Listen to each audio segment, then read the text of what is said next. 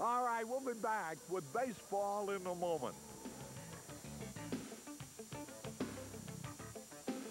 Starting pitching, I think that you go back however many years you want to go back, it's always been about pitching in the very end. This team is going to hit. They're hitting .324 right now as a club, but it is spring, it is early. The pitching is the one thing you got to worry about, not so much from the relievers. I think the starters are going to tell the story about this year's Cubs team. I can tell you've been talking to him. He's stealing your stuff about pitching. I'm more concerned about hitting. And, you know, our relief pitching in the last 5, 6, 7 ball games, that's what we lost the contest. Well, I think the relief pitching is going to be good. I view the bullpen as a strength of this team. Obviously, the loss of Kevin Tapani, for however long he's lost, is going to be a problem. The starting rotation's in a state of flux. They're going to have some good years out of guys that are making a comeback this year. Some veterans who need to have a good year. Right now, Harry, pitching is a big question mark. I believe they're going to hit. They're not going to hit a lot of home runs. They're going to hit enough, though. I think the defense is going to be good, but that starting rotation is something that will tell the tale for the Cubs. I agree with you on one thing, hitting. I think they'll hit, too. I don't know about anything else. We'll be back with the play-by-play of today's game in a moment.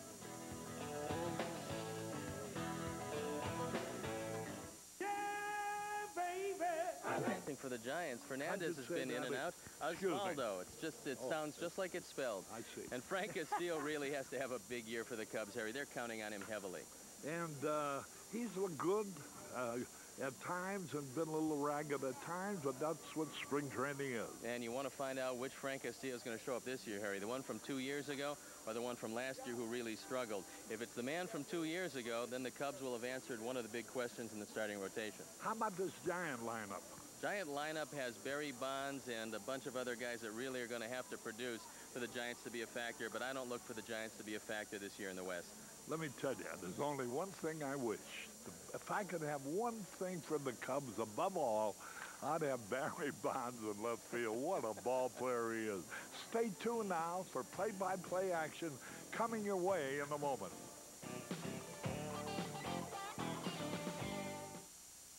Guests on the leadoff man will receive a Zenith Color TV with remote control. At Zenith, the quality goes in before the name goes on. And a handsome piece of jewelry from Henry K. Jewelers, Third Level Water Tower Place, Chicago.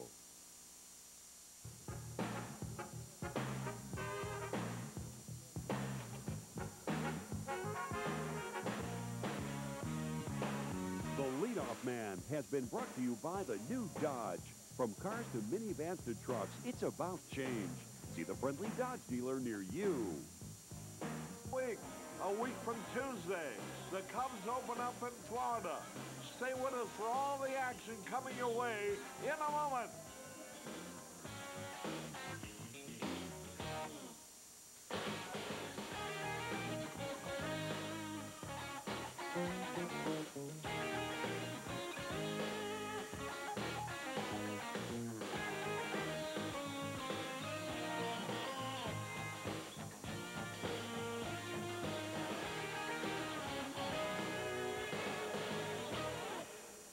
Chicago Cubs baseball on WGN. Brought to you by Budweiser Beechwood Age for a crisp, clean, classic taste. The Stars of Chicagoland, your local Chrysler Plymouth dealer. Ameritech, your link to better communication. Pepsi, Generation Next. Montgomery Ward. And by Southwest Airlines. With fares so low, you have the freedom to go places. Everybody, Harry Caray with Steve Stone and Josh Lewin from Mesa, the training base of the Chicago Cubs, who face the San Francisco Giants here today. The umpires are coming onto the field. Here is the lineup for the San Francisco Giants, managed by Dusty Baker. Darrell Hamilton in center. Jose Vizcaino at short. Glenn Allen Hill in right. Barry Bonds in left. Jeff Gent at first. Kempton first. Rick Wilkins behind the plate. Mark Lewis at second base. Bill Miller, it's spelled Mueller, but it's pronounced Miller, at third. And Osvaldo Fernandez is on the hill. And the Pepsi Chicago Cub defense for Jimmy Riggleman's Cubs, Kieschnick, McRae, and Sosa in the outfield. Ori, Dunston, Sandberg, and Brown around the infield. Castillo pitching, Service catching. And the umpires are Bob Davidson behind the plate, Greg Benet at first, and Jim Quick between second and third. A gorgeous day. Castillo's looked very good at times, and he's, as you mentioned before, Steve, figures to be the fourth or fifth pitcher in the rotation. Well, Harry, with the uncertainty of Kevin Tapani and when he's going to be available to the Cubs, if at all, early in the season, Frank Castillo becomes even a bigger factor. They've already announced that Terry Mulholland is going to be the opening day starter, followed by Steve Traxel, and then Frank Castillo. So Frank moves into the number 3 spot. But, Harry, after you pitch in that first rotation, the number you're designated really has no bearing because you happen to be the number 1 pitcher in any given day. So certainly Frank Castillo hoping to rebound off a very dismal 1996.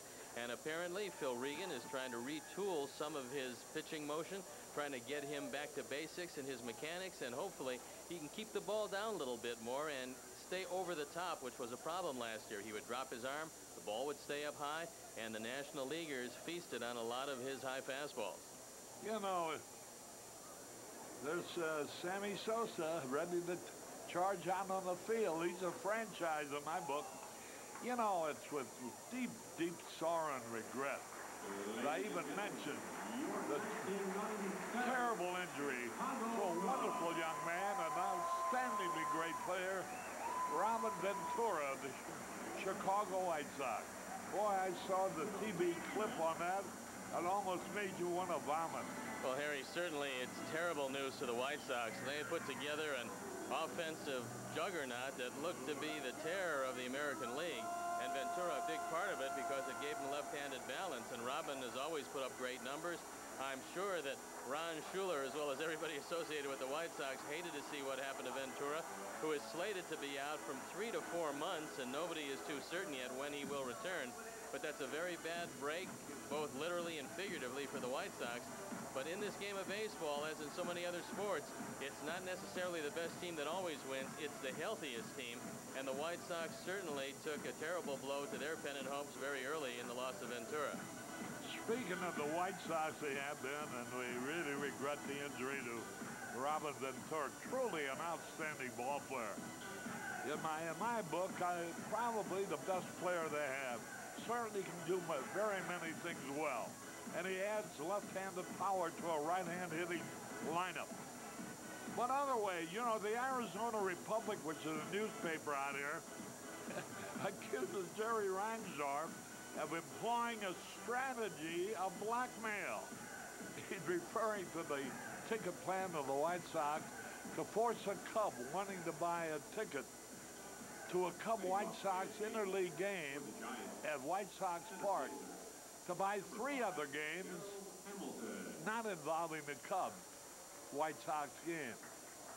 In other words, the writer referring to what is quite obviously a blackmail of the Cub fans.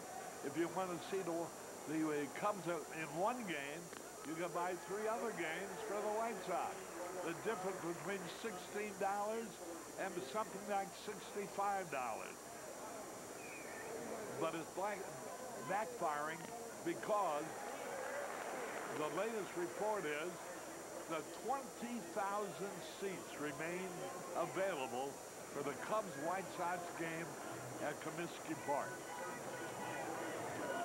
Everybody thought to be a sellout by now.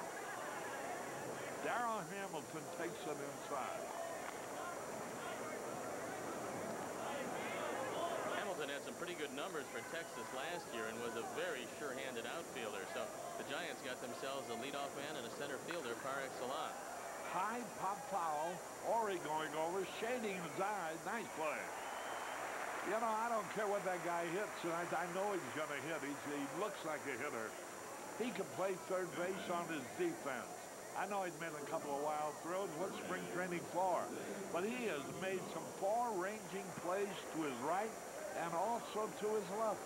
Well, Jim Riggleman says that he knows that he's going to be a very good player for them, and he's not worried if he doesn't hit early, Harry. Don't forget, he's got Florida and Atlanta the first 4 series, and you're not going to see better pitching than that.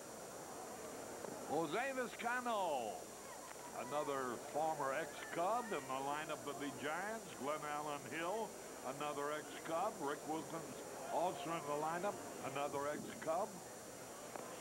Swings and he misses. On basis of the ex-Cubs, maybe, that's a sign that the present Cubs ought to beat the San Francisco Giants over the years played. Curveball over the outside corner. Jose Vizcaino, obtained originally in a deal with the Dodgers, then traded to the Mets. Now he's with the Giants. Little bit outside, barely missed. Vizcaino came over in the big deal with Cleveland for Matt Williams, which left a tremendous hole at third base for the Giants. There's a look at Dusty Baker, the manager of the Giants. Curve, strike 3, caught the inside corner. Beautiful pitch, and he's out of there. Outstanding pitch by Frank Castillo. It's right over the inside corner. Jose Vizcaino reacting to this one. Can't believe it, but it's not even close. That one caught the whole plate. Jose, take a seat, and we'll see you a couple innings. Boy, Steve, a great friend of ours. Charlie Briley of the Pig Pony Restaurant here in Scottsdale. Watching the ball game here with friends and his wife, Gwen. Charlie is a great friend of the Giants, instrumental in the new ballpark the Giants built in Scottsdale, and a great fan all told. He has done the kind of things for Scottsdale that our own Dwight Patterson has done for the Hohokam group here in Mesa. And ironically, Harry, the heir apparent to Charlie Briley and the Pink Pony is Don Carson, and is Don and Charlie's. He's also out at the park today. Now the pitch. A high fly ball, left center field, drops in front of Kieschnick. He's going to try for 2, and he slides, and he's in there. Glenn Allen Hill turned a routine single into a 2-out double. Here's one of the things that you have to learn if you're going to play outfield in the major leagues, and Kieschnick, being a young man, doesn't know the runners quite yet. Glenn Allen Hill can fly. And so if you catch it here, you've got to right yourself and get rid of the ball quickly, because Glenn Allen Hill, not content as a single, runs this into a 2-base hit. And you see a few extra steps on the part of Kieschnick, who probably took 6 or 7 steps to right himself, and Glenn Allen Hill easily into second. And here is arguably perhaps the greatest ball player in the game today, Barry Bonds. 2 out, a runner in scoring position. Bonds hits all kinds of pitching. Very fast. Good throwing arm. Fine base stealer. Hits for average. Hits for power. Makes a great defensive play. Throws out a key run if you have to have him thrown out. Curveball in there. Hey, is that a curve? It seems something different. It's fooling the hitter. Well, Harry, one of them's a curveball, the other's a slider. That looked like a slider because it had the same kind of velocity, or just under his fastball. But he caught the inside corner, and that's not a place you want to miss the Bonds. Here's the pitch a little bit outside, just barely missed. Well, Sharon Panazzo, a very proud aunt today. Her sister, Kathy Applegate, gave birth to twin boys, Nicholas and Matthew, on St. Patrick's Day. There's strike called over the outside corner. Boy, I haven't seen Castillo have such thread needle control in a long time on every pitch. 1, 2 balls, 2 strikes. Fastball drill, base hit. Here's a runner on third. Good throw. Got a chance. And here's out at the plate. A perfect one-hop throw by Sammy Sosa. Service had to move up but 1 step, and that was good for him. But he got in the path of the runner. And watch the play. Watch the play again. There's a base hit between first and second. Now watch this. Here's a throw. One bound. See, one step towards third. And he is out. So, we go into the bottom of the first. No score. Pepsi lineup for the Cubs. McRae in center. Sandberg at second. Brent Brown at first. Sosa in right. Dunston at short. Kieschnick in left. Ori at third. Service at catcher. And Frank Castillo, the pitcher. And there's the defense for the Giants. Bonds, Hamilton, and Hill. First pitch swung and missed. Miller, Vizcaíno, Lewis, and Kent. Fernandez pitching. And Wilkins, former Cub, behind the plate. Sometime before the day is over, I'd like to see somebody bunt on Jeff Kent at first base. You know, J.T. Snow is the incumbent down there, but he got hit in the face by the big man Johnson of Seattle, and that can put anybody on the shelf. Randy Johnson shattered the orbit bone around his eye, and there's Jeff Kent. There's a pitch over the outside corner. Boy, to get back to Sosa's throw, you had just mentioned how fast Glenn Allen Hill is. And a two-out single in the right field. Sammy fielded it on the run, took 2 steps in firing, and hit a one-bounce perfect throw, just 1 step up the third base line, which made it easier for Service to make the tag. See that? Perfect. There's a strike called, and Brian McRae will be happy when spring training is over. Get the season started. He hasn't even hit. I'm trying to think whose weight he's hitting. He's only hit about 110. Well, no, he's hitting 172, Harry. I'd like to say he was hitting my weight, but my weight of a few years ago. But Brian knows that as soon as that opening game starts, nobody's going to remember what you hit in spring training. No, that's right. 1 out, but I'd still like to see him hit a few. He'd like to hit a few.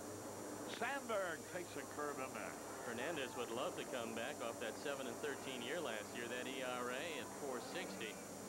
And he started 28 games for them. He's not an overpowering right-hander. Here's the pitch, swung and missed. Mayor Ray Pitzel of Peoria Heights.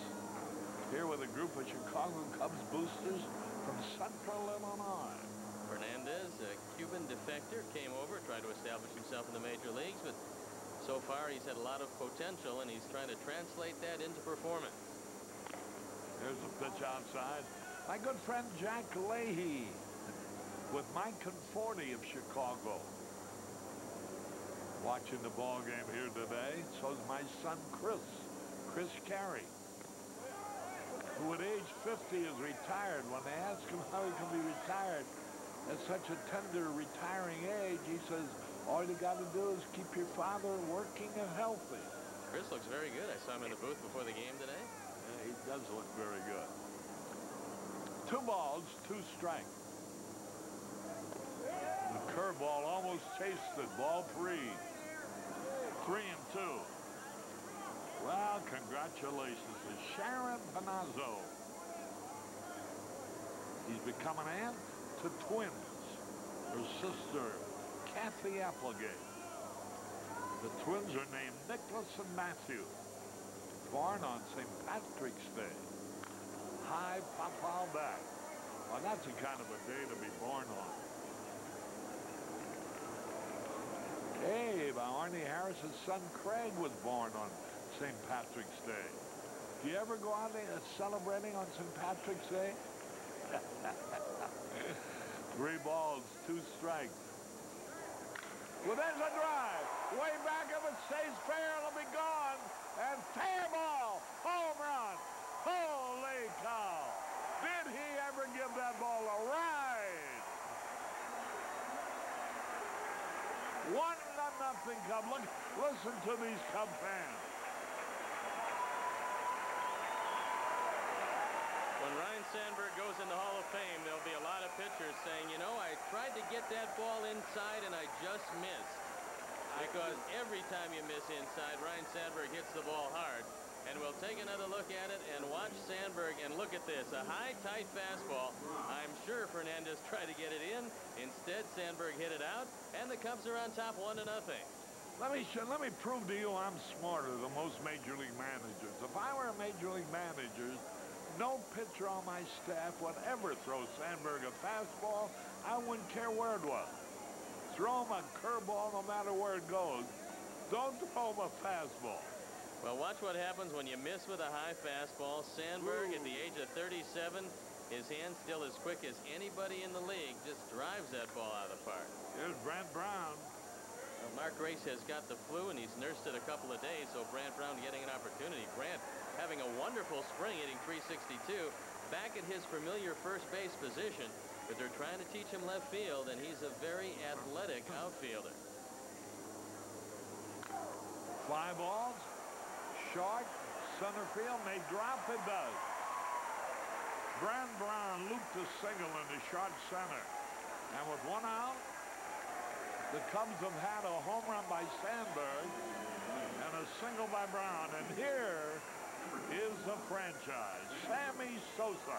A happy birthday to Ted Tomaszewski, whose son Ted Jr. is the Cubs clubhouse attendant. See the article on Sammy in the Republic, Harry, where he mentioned that he would like to be in line for Barry Bonds and Albert Bell type monies when his contract runs out? There's no doubt about it.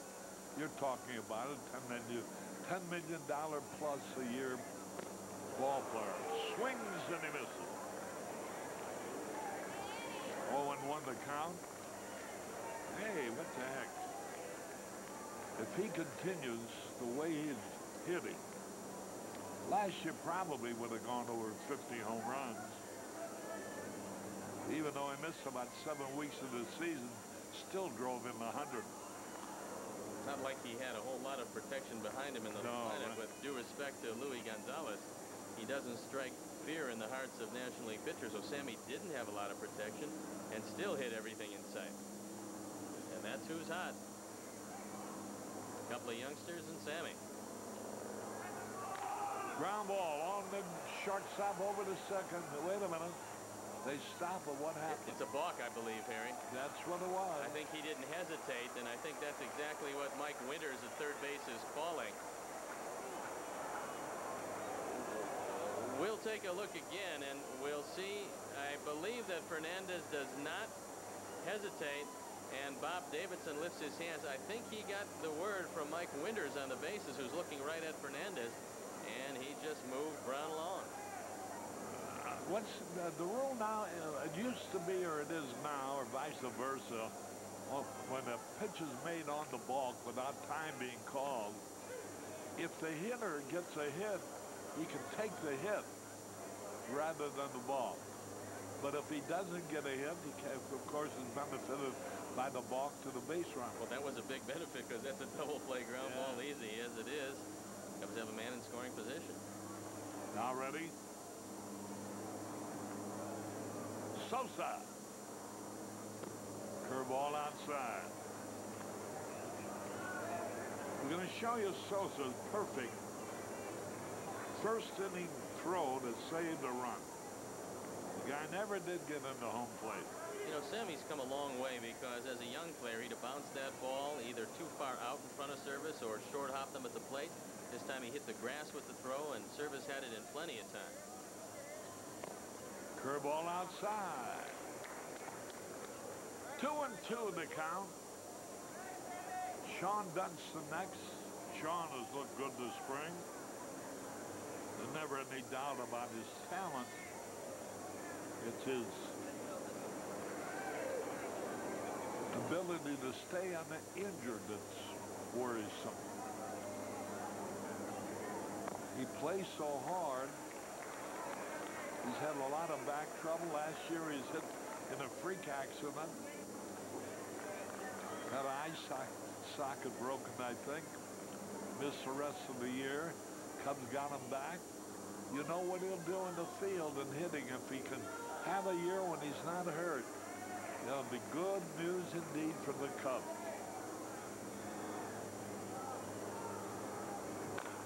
Fouled it off, had a good cut. Now Wilkins went to the breaking ball 3-2, as you would expect. Wilkins, a former teammate of Sammy Sosa's, knows that Sammy is geared up. And there's a look at Wilkie, former Cub catcher, came up through the Cub system.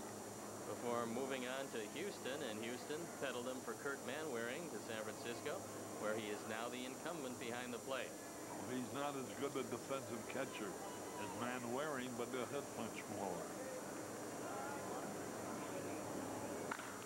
There's a high drive, right field, going back to the warning track, and the catch is made by Glenn Allen. Him and Brand Brown tags up and advances after the catch to third.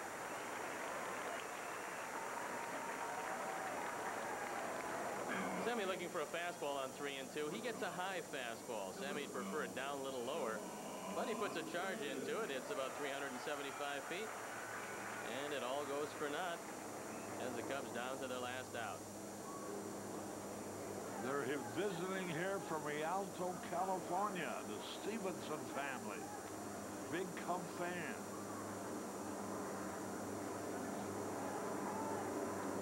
On his Dunston. He beat out 2 bunts the other day in the ball game. For years, I've been trying to get Dunston to learn to bunt. He's now around 34 years old. I think if he doesn't know now, Harry, save it for the beer leagues when you get a little older. There's a base hit, another run. And that's Sean Dunston around first. On his way to second base with a double. And the Cubs lead 2-0. In Dunston's long career with the Cubs, he was one of the best 2-out hitters because in RBI situations, opposing pitchers go to breaking balls, and if you keep the curveball in the strike zone, not many guys hit it better than Dunston. He got a curveball down and out over the plate, and he drove in his 4th run of the spring, and the Cubs up by 2. Birthday greetings to Della Davies of Bloomington, Indiana. Here's Brooks Kieschnick. Some think he's won the battle for the left field job. Here's a pitch over the outside corner. Strike called, 2-0 Cubs. Beautiful day, boy, what a... And look at the crowd today. That'll be over 12,000, I would guess.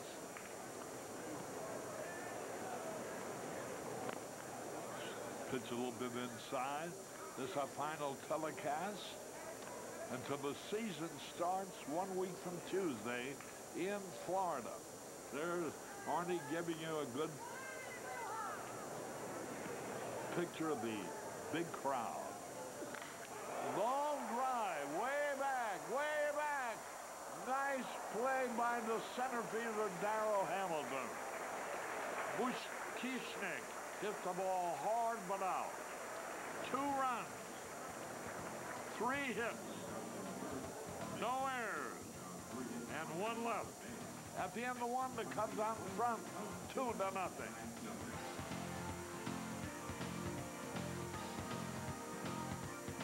Top of the 2nd. Arnie's getting Jim Riggleman ready with a microphone. We'll chat with him. Now's a good time to chat. Hurry up and fix that microphone. The Cubs haven't looked this good all year long. A sparkling first inning. And Jeff Kent could always hit. There's no doubt about that. The question is, where do you play him? Because he's always had some glove problems. Today at first base, but normally Jeff Kent would be playing second base for the Giants.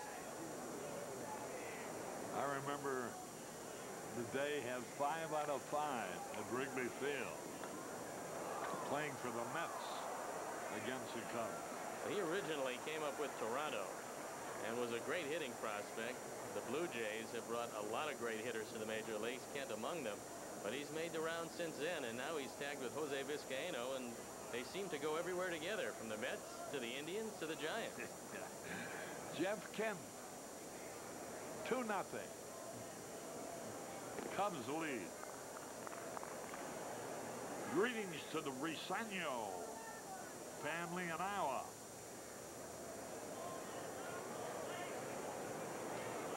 I can't find it. A note here should be a note in all these many notes.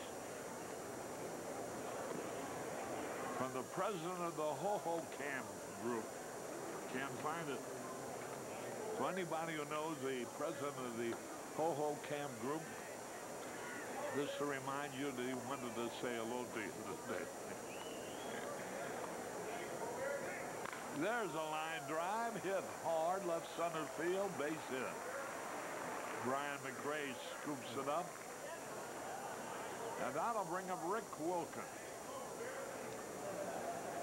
Hey, Wayne Messmer's wife, Kathleen, underwent surgery recently. We certainly want to wish her a very speedy and full recovery. To Kathleen Messmer, back home in Chicago. Well, this is the same Wilkie that played with the Cubs for a while. If Castillo can keep that changeup or fastball low and away, he'll get that ground ball to second base and turn a pair. When Rick is at his best, he's taking that outside pitch right over Dunstan's head. So let's see how far along Wilkins is this spring. Swung and a miss. Well, there's a little note from Neil and Diane Stevenson in Williamsburg, Virginia, and they mentioned the Hall of Fame sports writer from Chicago for many, many years, Eddie Munzel, who's living in Williamsburg now. We'd like to say hello to Eddie. A wonderful man and a great sports writer.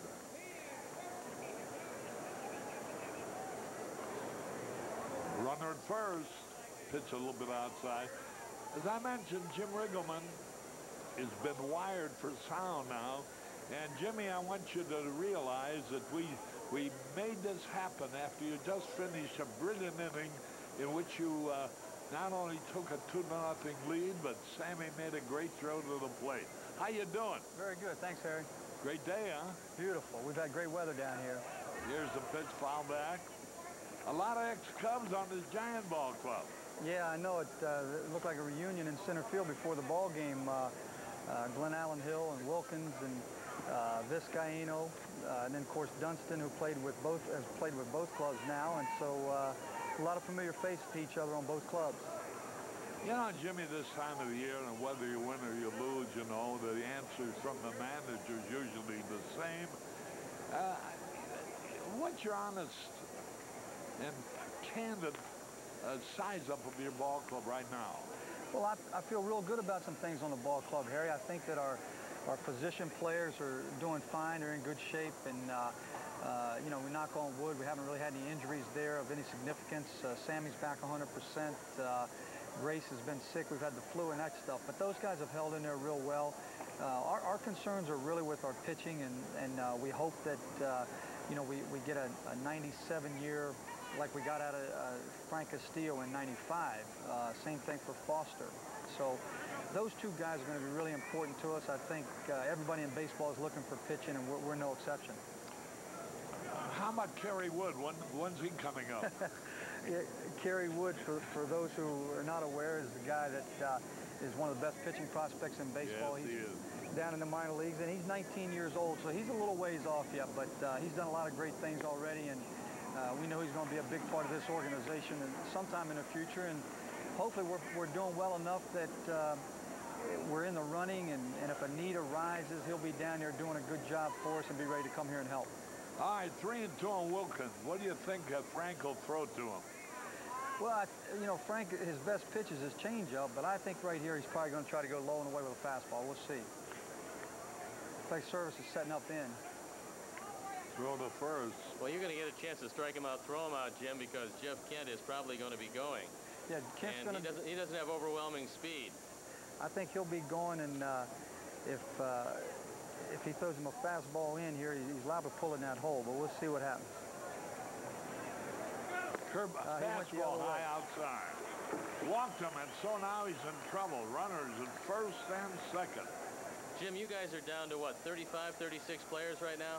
Yeah, we're at 36, and we'll make some moves probably Tuesday or Wednesday this week. We'll probably talk to some guys Tuesday, make a couple announcements Wednesday concerning some of these guys, and be down position-wise probably to about 1 over, or maybe 2 over our limit.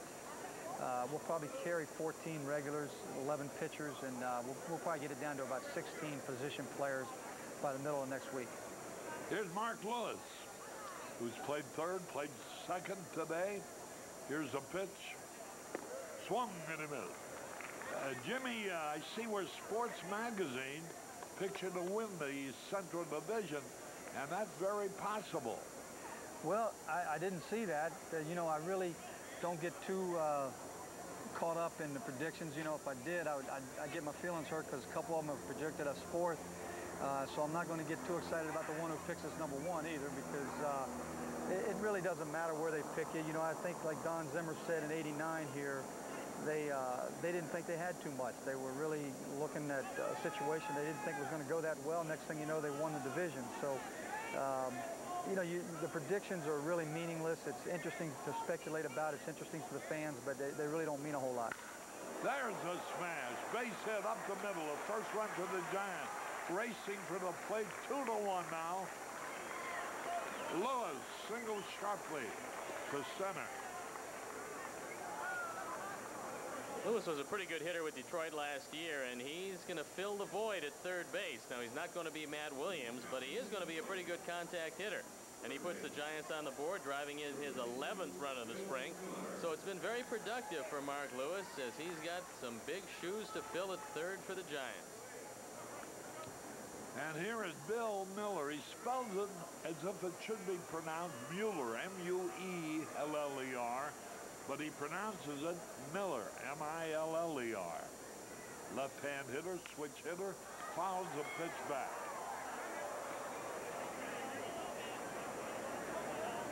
Jimmy, it seems like your problems at third base, if you went to spring training with a question mark, have solved themselves. This kid looks like he's for real. Kevin Ory. Yeah, Kevin's done a great job. He's played well all spring, and you know, he really has come in here and handled the situation well.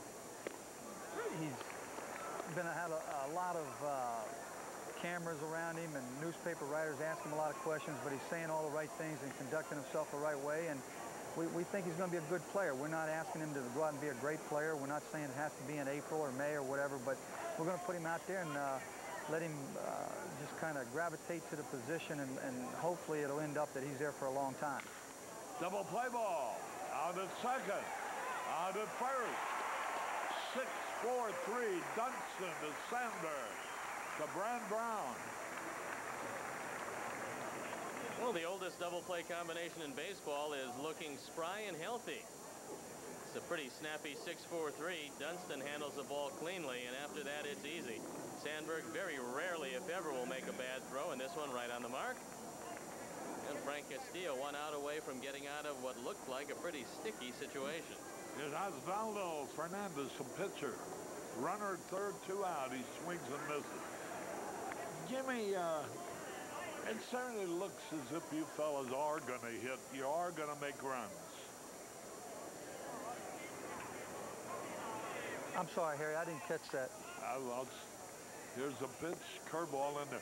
I say it definitely looks like you're going to be a team that's going to make some runs. You're going to have pretty good hitting, and if you do get that pitching we're talking about, there's no telling how far you might go. Yeah, I like our lineup. I like, you know, Grace, Sandberg, Dunston, Service, McCray, Sosa. Those guys are all pretty much in the primes of their careers. I can't really say that, I guess, about Sandberg so much because he's 37, but he's playing tremendous baseball. So he's still one of our fastest runners, a great athlete. But these guys are at a time in their careers where they can do some really good things. It's just going to come down to the pitching like so many teams in baseball. I will be back with you in a moment. In the second inning, 2 hits, 1 run for the Giants. We go in the bottom of the second, 2-1 Cubs. Renter Wrigley Field Mezzanine Skybox. Suites are available for every game this season and can accommodate groups of 15 to 55. Make an impression on your clients and guests and reserve your mezzanine suite today. For more information, call 773-404-4200. Jim Riggleman, the manager of the Cubs, is wired up, and we're talking with him in between pitches. Here's Kevin Ory coming up to start the bottom of the second. You know, we've been talking about your club, Jim. How about the other teams in your division? A lot of people give the Cardinals a lot of predictions of winning that division. I don't know why they do.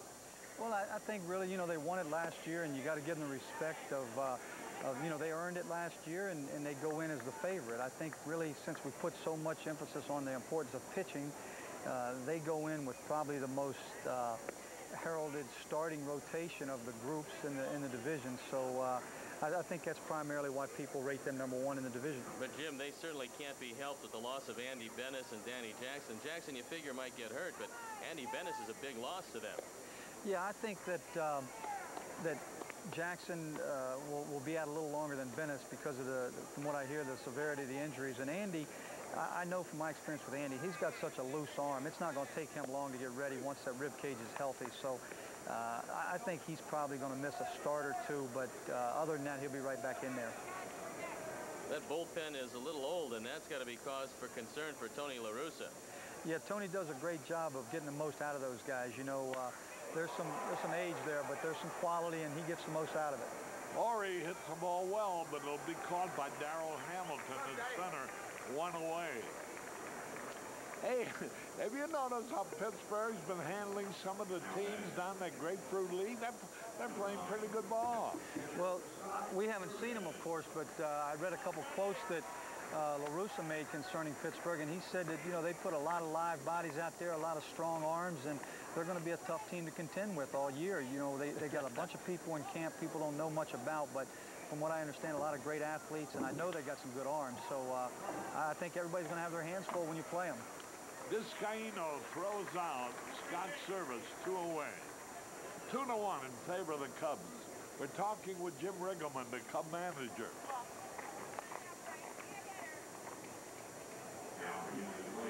You got 35 now. You got to be reduced to 25 by next Tuesday, right?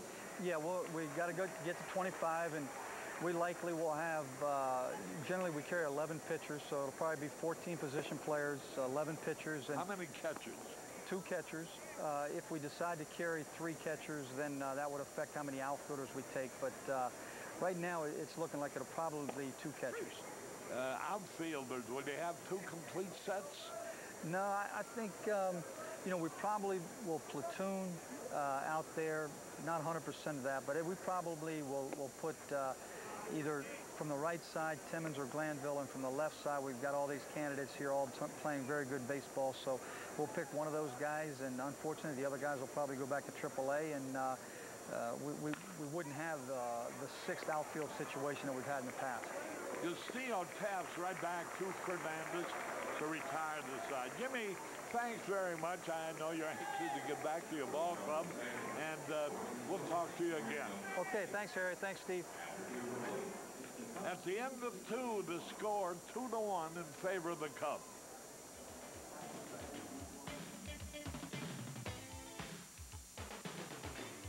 Well, Harry, I just got hurt a little bit, but I'm coming back. I'm ready now. I think today is going to be another great day for me. I've been worried about it myself because I've been hurt too much, you know, and it never happened to me. But like I say, I'm ready to go. I hope, you know, everything go well.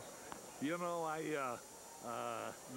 Riggleman was talking about the fact it bothers your throwing. I said, the heck with throwing and running and fielding, all those great things Sammy does, just so his hitting is okay. Well, yeah, hitting is okay. Never bothered me, thank God. And I think I'm 95% today. I hope that today I'm going to be out there and do, you know, what I'm supposed to be doing. The swing the bat, be ready for opening day. All right, my prediction, 52 home runs, 137 RBIs. Go get them. Well, for, you know, for those kind of numbers, you know, I hope that you know, everything came through, swing the ball like I swing last year, and everything can be, you know, I hope that I'm going to be there. Okay, Mr. Franchise. No problem. All right, leading off, Darrell Hamilton at the top of the 3rd. Cubs are leading 2-1. Sarah Davis with greetings for her grandson and daughter. Well, you just as soon not walk Hamilton, so you got to figure that he's going to get a fastball here, and let's hope that it's out away from him. 3-1 the count. Ball 4, and there's the second walk given up by Castillo. Well, this is really a good hit-and-run situation for Jose Vizcaino, and if you're John B. Dusty Baker, the skipper of the San Francisco Giants, Vizcaino a great handler of the bat, and Hamilton has good speed. Ed and Mickey Sauser from St. Joe, Michigan. celebrating their 50th wedding anniversary out here today. Got Service looked over in the dugout to see if Jim Riggleman might want to pitch out on the first pitch. A ball is bunted. Hey, they better hurry. He's going to beat it out. He does.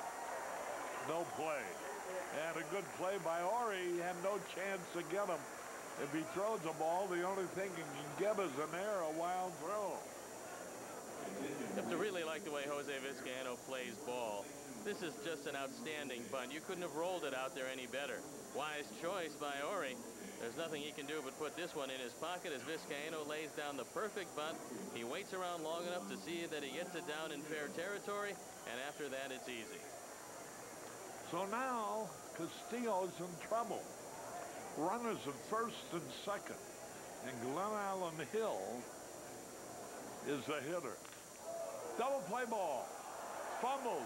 Throw to second for one. Lost the double play. That ball was really smashed. And Ori knocked it down, picked it up, threw to Sandberg for the force out. Well, Kevin Ori has found out this spring what everybody has always realized in spring training, and that is it's very difficult to pick the ball up off the bat because you got bright sunshine and a lot of white shirts here in Arizona. And Ori, who's had a few problems this year in throwing the ball, has had very few in fielding it, but he knocked down a rocket. The Cubs got one, but there's some danger here. No kidding. Barry Bonds. Boy, he had nobody in front of him and nobody behind him last year, and he still had an unbelievable record. Went to the 40-40 club, didn't he? Well, as testament, Harry, to the kind of year he had. He was off time on that one. He hit it off the end of the bat. He had 42 home runs, stole 40 bases. But even more impressive than all of that, to show you how much they pitched around him, he walked 151 times. Amazing.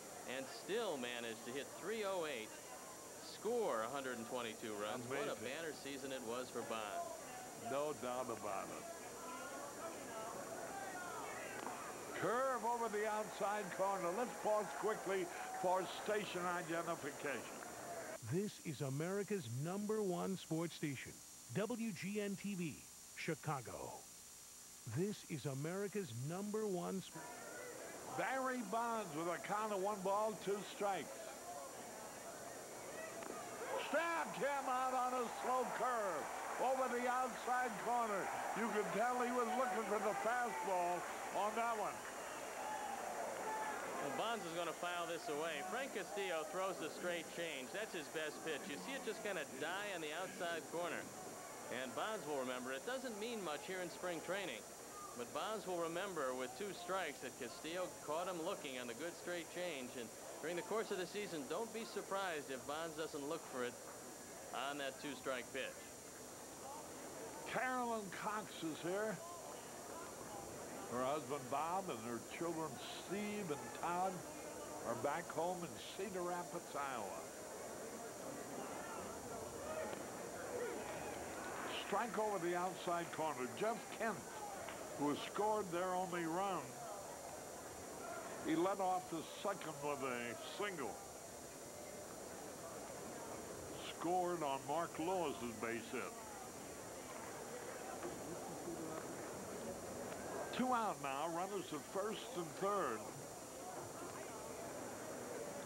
Now, Castillo has been in trouble in every inning, but he's been touched for only 1 run. 2 men are out. Kent. Big right-hand hitter. There goes the runner. The throw is through there. Safe, and the run scored. The double steal works. And Glen Allen. Well, I don't know if you want to throw through here because you got a very fast man in Glen Allen Hill. It's not a good throw, but maybe that pump fake and look to third. You got a right-hand hitter up as it is. The Giants tie it up. I'm not sure if you'd want that play during the course of the season. And the Giants work it to perfection after the bad throw by Service. Goes to the double steal. So Hamilton steals home as Glen Allen Hill steals second. And they have tied it up. 2-2, top of the third. And Jeff Kent, the hitter. They have had 5 hits already. They have had 1, 2, 3, 4, 5, 6, 7 men reach base already in less than 3 innings. So it has not been a very impressive outing so far. But he's still tied 2-2. There's a good fastball. Boy, not a cloud in the sky. What a magnificent day. And that's the way the weather's been every day. Not only here, but over in Palm Springs, too. It's been 15, 16 degrees above normal every day, Harry. We're hitting all-time highs, 94, 95 degrees. There's a looper. My drop. No, here comes Sammy to make the catch. Sammy had him played perfectly. So, 1 run, 1 hit. No errors, 1 left. We go in the bottom of the third. 2-2 tie.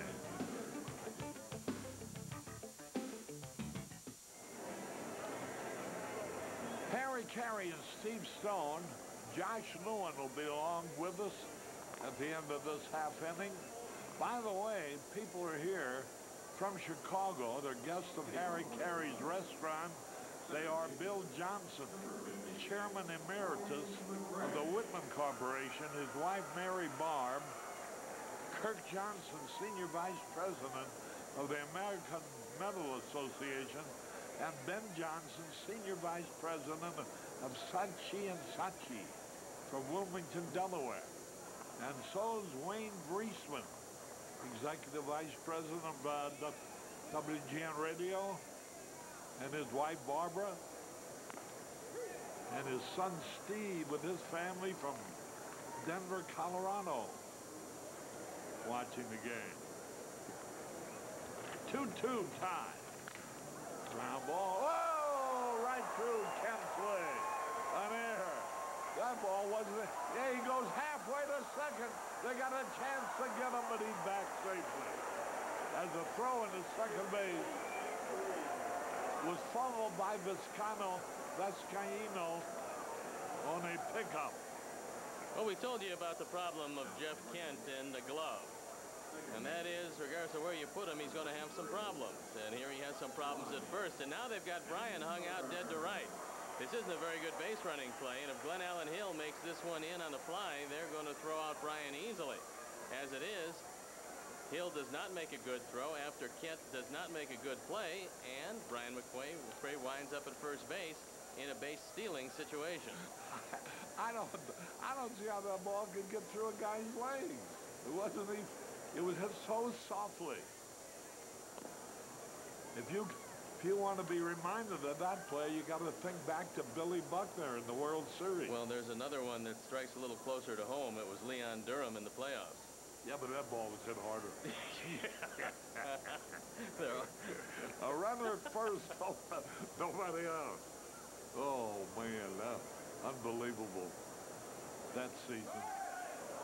The hit and run is on. Sandberg threw his bat at the ball, and they're going to run down Brian McRae. That ball changed hands a number of times, but McRae was an easy out. Sandberg did his bit. He threw his bat at the ball, hoping to make contact. Well, it goes 2-4-3-6, and right here, Brian slipping is hung out to dry. And after that, they use one too many throws on the rundown, but it's enough as Brian, running out of gas and wheels, just goes down, gets tagged out. So he probably should have been out twice anyway, and he is out this time. There's a drive. Deep left field, going back and up against a wall. And Sandberg is held to a single. They throw back to first, but he's in there. Boy, he hit that ball on the button, too. It hit the Gila River sign and bounced back to Bonds, whirled and threw it into second base. And how about that play by Barry Bonds? He knows this ball's over his head, and he doesn't want to get trapped too close to the wall. So he waits back, turns around, catches it on a hop, and Rhino, recognizing that he's going to be hung out to dry, able to get back to first just ahead of the throw. Great play by Bonds. who is one of the best in the business defensively. You hear about all of his offensive exploits, but he can do it with the glove. Watch it one more time. This is a fine effort. Brand Brown singled his first time up. Bob Kernigas, his brother Larry, from Kirkland, Illinois, is here.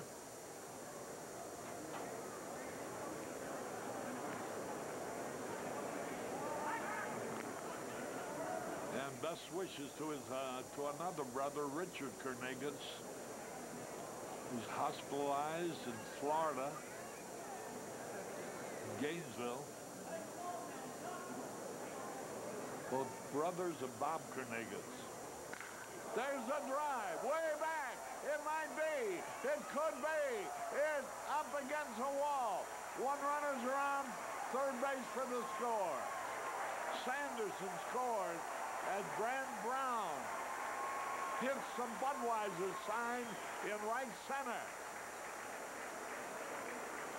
Brant Brown is having a great spring, and he's one of the contenders in left field. Now, granted, he doesn't have a lot of experience out there, but he's hitting everything in sight.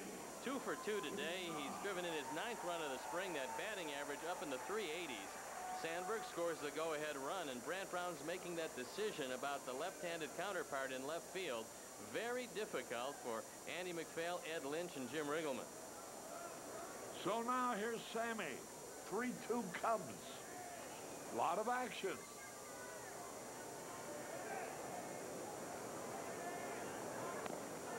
Slider over the outside corner. Well, hard-throwing Chan Ho Park of the Dodgers can talk to you about a swing like that, because Brant Brown turned around a 97-mile-an-hour fastball against the Dodgers, and the swing looked just like that one, only it went a little further into the Wrigley Field seats. Ooh, what a rip.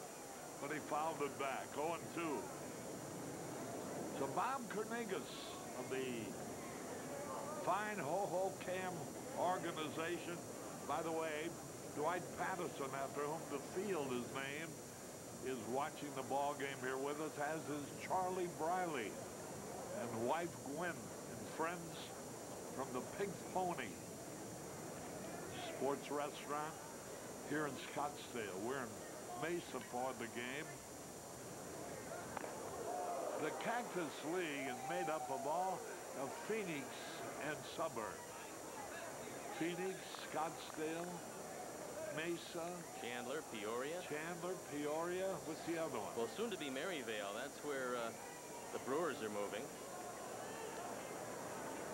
And Tucson, of course, will house the White Sox and the Diamondbacks, as well as the Rockies. They're down there. How many tickets would you have to buy for the White Sox exhibition game? Do you have to buy one for the Seattle Mariners game, too? 1 ball, 2 strikes. Oh. Well, you can tell it's time for the season to start. No, I'm just repeating what says in the paper. I like the term. Ticket blackmail. Well, you know, that's really what it is. Harry, there's always a couple ways to do things. Some could call it clever marketing. Others would call it ticket blackmail. Depends on which ox is being gored. Well, I'm glad it's their ox getting gored. Not the players, but the management. And I tell you, I know companies who, when something like this happens, it has such a reverse reaction, would fire the guy who thought of it. But what if it's the president who thought? 2 balls, 2 strikes, 1 out. 3-2 Cubs. Sosa. Whoa, he got under that one. That'll be caught. Glenn Allen Hill under it. Here's a runner tagging up in the dancing Brand Brown. You know, the other thing about Brand Brown that rarely is mentioned, he runs pretty good, Steve. Harry, you know, I think if they'd had realized that they had Mark Grace in the fold definitely last year, they might have made the move with Brant Brown a little earlier. I think all he's lacking is experience in left field, and he's gotten better as the spring has gone along. And if you look at what all of the people can do who are in left field and take all of the left-handers, you'd have to rank Brant Brown right up there with all of them and maybe a plus for speed. So you got to figure, though, it's a long shot for him to make this team without any experience in left field, but he's come a long way just in the spring, and he is a talented hitter. There's no doubt about that. But what's wrong with playing a long shot? There's nothing wrong if it works. It's a long shot. There's a pitch to Dunston in there. Runner at third, 3-2 in favor of the Cubs. You remember that real young fellow that got a chance to call a St. Louis Cardinal baseball game with very little major league experience? In fact, none? Who did talk? You mean me? I mean you. Oh, that was so long ago. Many years ago, and I was just a little person, and Arnie was only 40.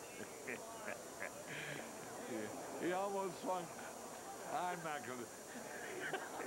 not going to argue with Steve about anything except pitching and hitting. 2 balls, no balls, 2 strikes, 2 out. 3-2 Cubs.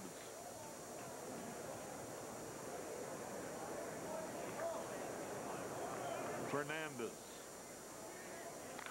Ground ball, that'll end the inning. But the Cubs have taken the lead.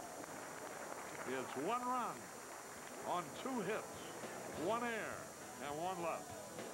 Josh will be along now in a moment. Harry Caray from Mesa. We're at the end of 3. The Cubs lead 3-2. Sitting Josh Lewin along with Steve Stone, Harry Caray, and producer-director Arnie Harris. I like the look. You succumb to the peer pressure. You got the glasses going now. Hey, look, it's worked for Howie Long, and look how far he's come. So I decided if it's good for him, it's good for me. Plus, now I get to see who's playing on the field. I don't see any downside. Well, that's my theory, too. I don't need them. I just want to look chic. Everybody else is doing it. Actually, you know what? Sammy Sosa, remember that a couple weeks ago? We were at a nice function, sponsor function here in the Phoenix area. Sammy showed up styling. He had on some real nice sunglasses, and they looked like prescription sunglasses, and somebody finally called him on it, saying, "You don't really need those, do you?" Not at night, no. Rick Wilkins in a left field, the former Cub, flies to left field, flies to Kieschnick for the first out of the 4th inning. Mark Lewis coming up now. The San Francisco Giants, the opposition today. The Giants are reenacting the old Beatles lyric here. You say goodbye, I say hello. They've got a total infield makeover here. They have purged all the 30-somethings, Matt Williams, and of course Sean Dunston, Robbie Thompson, Mark Caray, all gone from last year. Nice looking curve from Castillo. They have ushered in a bunch of 20-somethings now. Mark Lewis among them. Maybe the more appropriate Beatles song is Help. These guys, they're going to need a little help in that starting rotation, certainly. And Rod Beck anchors that bullpen. But they've got a very similar situation in the starting rotation to the Cubs. They've got a fairly sound bullpen, but a lot of question marks in the starting pitching rotation. Oh, you know, they'd love to be the appropriate song, the appropriate lyric. Get back to 89 or so for this team. Down the right field line, could have been trouble. Had it dropped fair, but it twisted away just foul.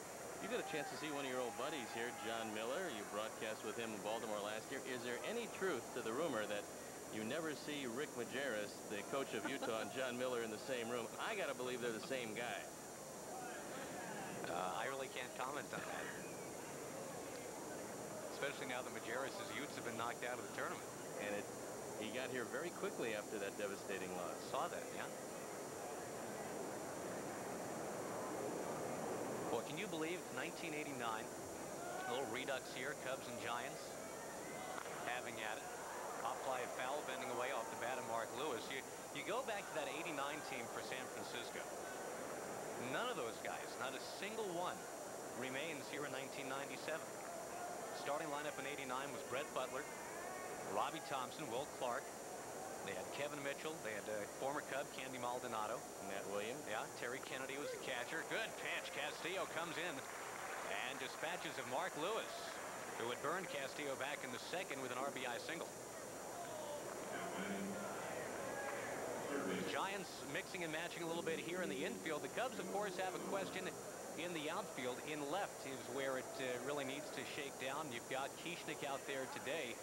Nobody's hurting themselves. These are all the left-hand hitters battling for a chance to make the club. Brown, Dave Clark will be coming off the bench, but Jennings, Kieschnick, and Valdez, the young guys. I mean, how do you choose from that group? Well, I think from the left side, and by the way, I think the right side is, if not fairly decided. You know, Glanville is out of options. They certainly don't want to lose him. They feel that Glanville has a lot of talent. I got to believe that he's going to make the ball club. But from the left side, there isn't much to choose from. Curveball socked towards second. Here's Sandberg crosses body. Easy inning for Frank Castillo.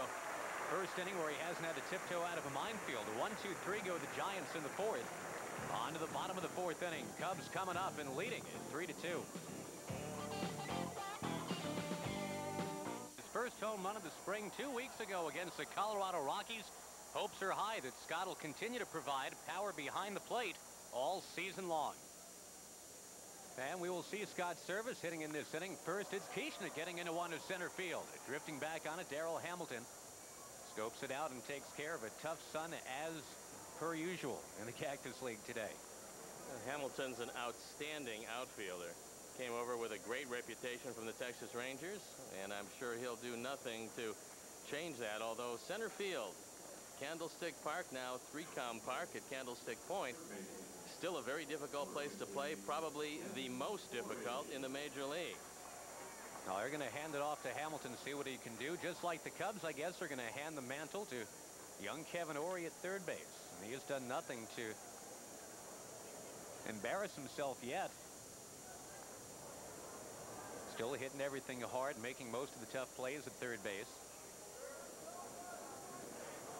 Wearing number 15. Which certainly is an upgrade from the number 57 he was given last spring training.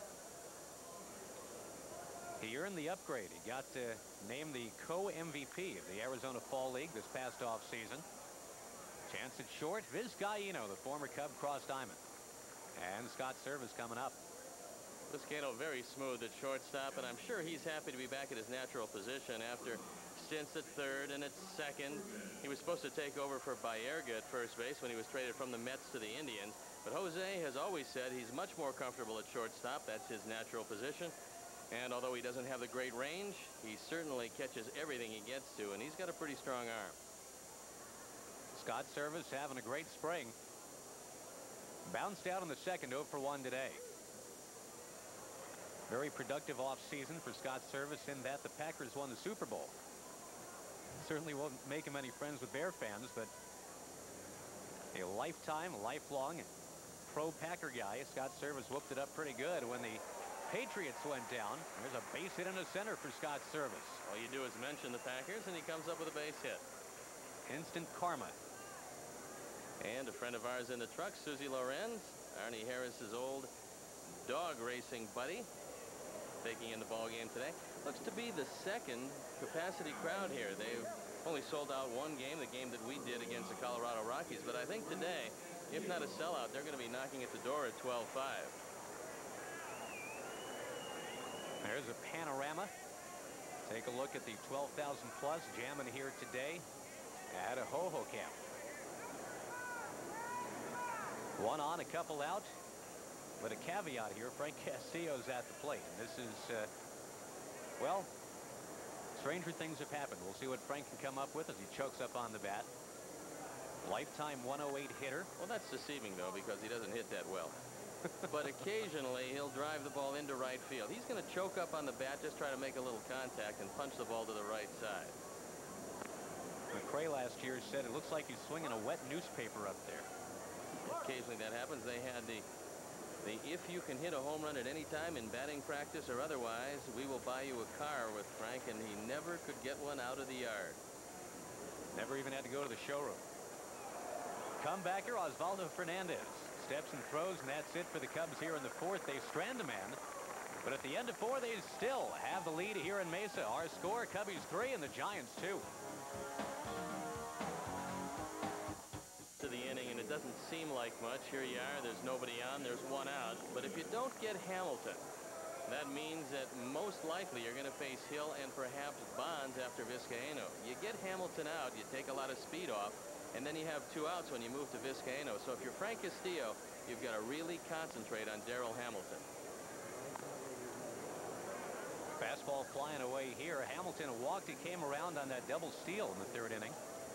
A steal of home, the San Francisco Giants. That got them even just for a moment. Cubs took the lead again in the bottom of the 3rd.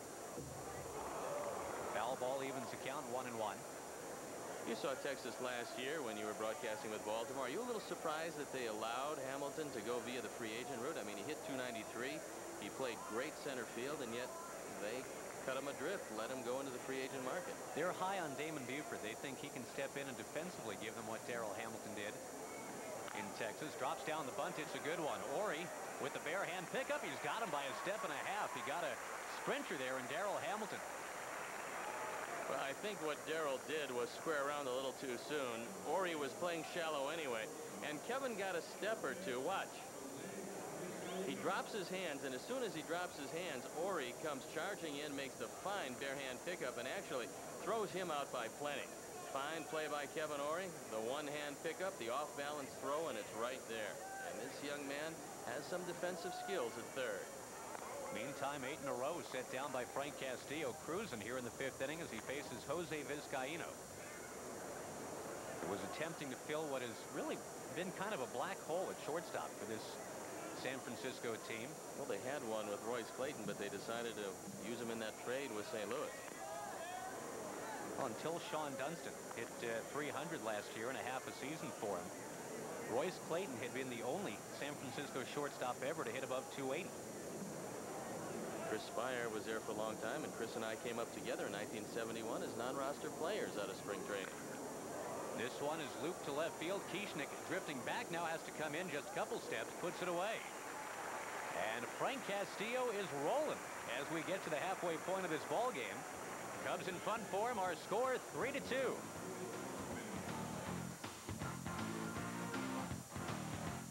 That puts us at about, what, 17 days away from the home opener. Cubs and the Marlins. Today, the Cubs and the Giants. Chicago ahead 3-2. Brian McCray leading off in the bottom of the 5th. And there you have it.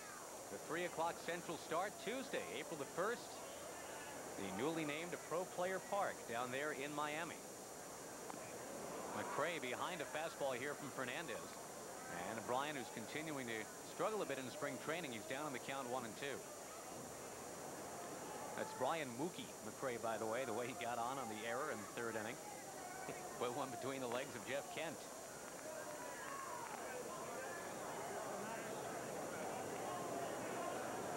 Top of the order here, McCray, Sandberg, and Brant Brown. Brown has been a hitting machine today and really all spring. I would think that Fernandez would try to throw a fastball away from McCray here. Let's see if he can slap it into left field. You certainly don't want to walk him at the top of the order if you're the pitcher.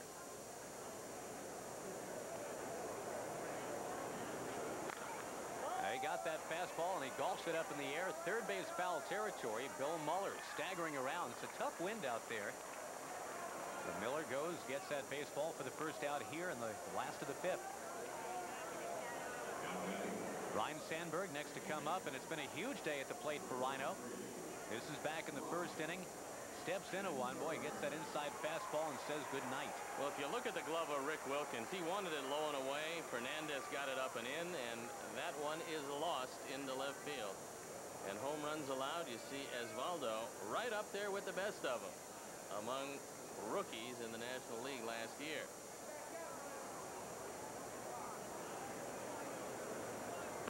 Veteran Sandberg takes a strike. I guess the put on a happy face stat about this pitching matchup today. Castillo against Fernandez. Of all of the National League pitchers last year, these two guys had the most significant second half turnarounds. They both pitched very well after the All-Star break, but they had so far to come from. I mean, for example, Fernandez was at 5.61 at the break last year. Second half ERA was very good, 3.18. But you average those out, you're still well into the 4s. Castillo, a similar problem. First half ERA was 6.26. which sounds more like a wake-up call than an ERA. And both teams are counting on these guys to fit into that starting rotation and give them a lot of innings. Slider away this time from Fernandez. Fernandez, I guess, would fall into that category of a crafty veteran as a Cuban defector. His age, pretty much unknown. Speculation anywhere from around 31 to 41. Take your choice. Wouldn't it be nice if we all had those choices? Yes. Well, Sandberg, a very proud 37. Sure doesn't look 37, does he? On that swing or overall? Well, I would say overall, really. Is what I was going for there. Oh, Fernandez pulled the string on that one, and for the first time today, Ryan did not look good. But he pegged a single off the wall in the third inning, came around to score. He had the line drive homer you just saw moments ago. Well, both pitchers, after a rocky start, have settled down, and that's really the sign, Josh, that your arm is starting to get stronger, which is a good sign to the pitching coach and the manager that you're getting ready for the season to start. Grant Brown tags it again in a right field base hit. The kid is 3 for 3. He's got nothing against the great state of Iowa. It's just he doesn't want to see it come April 1st. And the way he's swinging the bat, it's going to be awfully tough to send this guy away. It's getting much more difficult to envision Brad Brown going down. He doesn't have anything to prove offensively at AAA. And if he were playing first base, he'd have nothing to prove defensively because he's excellent. But learning a new position might work against him. However, because he is such a good athlete, they might decide to take a gamble on him because nobody has really gotten him out consistently this spring. And he showed a lot of flashes last year during the regular season. Here's Sammy now. Grant Brown away at first base. Just a glorious afternoon here in Arizona. That bright blue sky. You've got the mountains winking at us in the distance there. It's just a wonderful sight.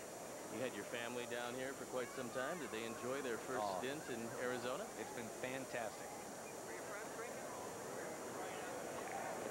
Ball skipped up there, and Jeff Kent with the defensive glove work just to knock it down. Stoney referenced earlier in the ball game that Jeff Kent is not a guy who's used to playing first base. We saw evidence of that on the error earlier today. And Jeff Kent last year in the playoffs was forced over to first base for a while. As Cleveland played Baltimore, he made a very costly error for the Indians in Game 2. Look at Sammy. 15 runs batted in, and he's missed a week with the strained rib cage muscle. They didn't show you the 7 home runs either, but he's got 7. Menacing figure up there. Well, so far he's seen a couple of pitches away, and that's where Fernandez has been content to work him. But many times, the third time up, you go away from what you did earlier in the game. If I'm Sosa, I'm looking for something middle in, especially early in the count. And I want to try to hit it right to the scoreboard. Hacks away at the first one. It bends foul. Wilkins looking for it and can't get to it. Phil Regan running interference there. He was trying to get out of the way. The wind kind of hanging that ball up there for a little while. Kent wandered over. Wilkins gave it a little bit of a stab there, but nobody really could figure out where it was going to come down.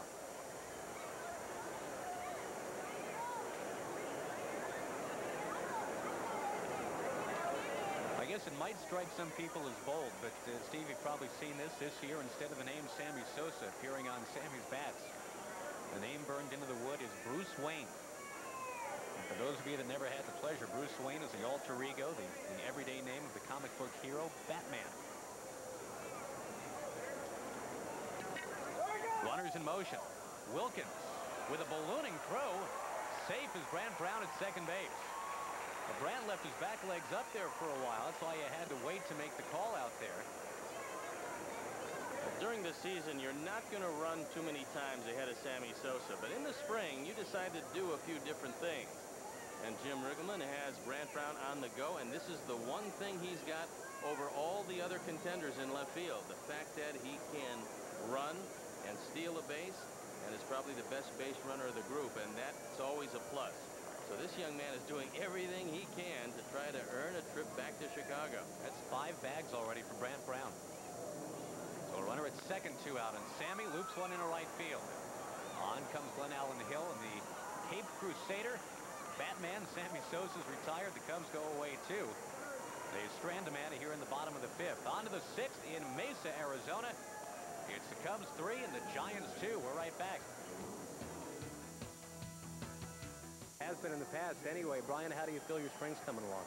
I think the last week or so I've been swinging the bat a lot better. I guess the off day and going to Vegas helped me out. I've been swinging the bat well, and I think it's my springs are usually like that in 2 parts. The first part is just trying to find my stroke and get everything back, and then the second part of the spring leading up to the regular season, I start getting my hits, and I'm feeling comfortable and I'm ready to get going. What about this ball club? It's kind of an odd mix. You've got a lot of veterans like yourself and some young kids too.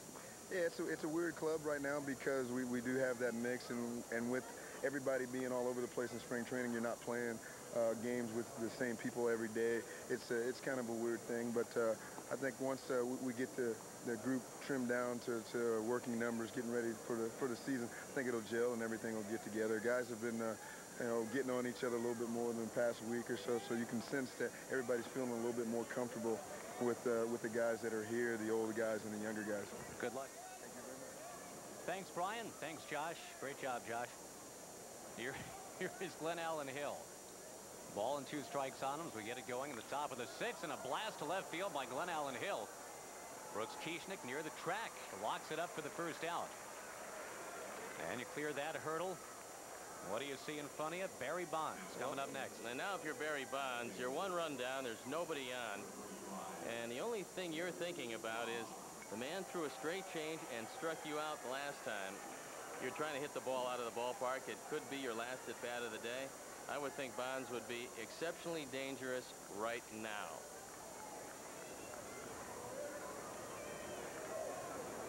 Boy, you get to see Sammy Sosa and Barry Bonds swinging the bat today. Worth the price of admission. Yeah. And a lot of people paid it. Ooh. Out in front, and Frank Castillo has had Barry Bonds' number today. We've got Phil Regan hooked up down by the dugout. And Phil, I think you've got to be very happy with Frank Castillo and how he's come along today after a rocky beginning. Well, I am. He's changing speeds well, and I thought at the beginning of the ball game he was going out a little bit quick, and we mentioned it to him in the 2nd inning, and I think he made that adjustment. He's just trying to be too quick to home plate, and he's gives him a little chance to get gathered, and his changeup is better. Sammy Sosa fighting the sun right here, and has Barry Bonds, who took his bat all the way down there to first base with him. Well, by getting out a little quick, Phil, you're probably talking about keeping the weight over the back foot, which allows everything to come to the plate with a little better rhythm. Now, he got Bonds out on a straight change there, and he had Barry well out on the front foot. That was pretty deceptive. Well, that's what I'm talking about. A lot of times he doesn't turn his hip, and he just wants to fall out there and just stride really quick toward home plate without gathering himself. You can see Bonds out on the front foot, and he's got to extend himself to hit the ball off the end of the bat. Very good pitch by Frank Castillo, who's made Bonds look bad the last 2 at-bats, and you don't see right-handers do that very often. Now Castillo starting off Jeff Kent with some soft stuff. Balls behind 1-0. Drive in a left center field. Well struck. Brian McCray to the warning track. Yeah, Brian's got it. And a little bit of dirt on the pants as well. Tough sky, tough sun. We'll come back, have more of our conversation with pitching coach Phil Regan. Right now, we're ready for the bottom of the 6th. And the Cubs still have the lead on San Francisco, 3-2.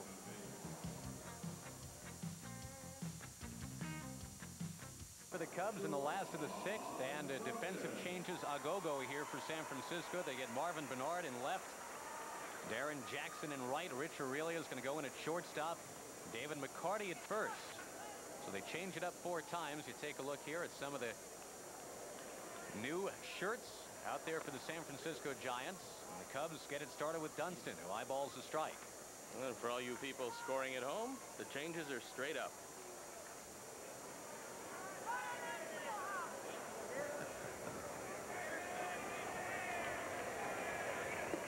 Dunston lays off. Nice sign there that he pulls back on the breaking stuff in the dirt. You know, he had his young son out here, 4-year-old Sean Jr., taking some cuts the other day.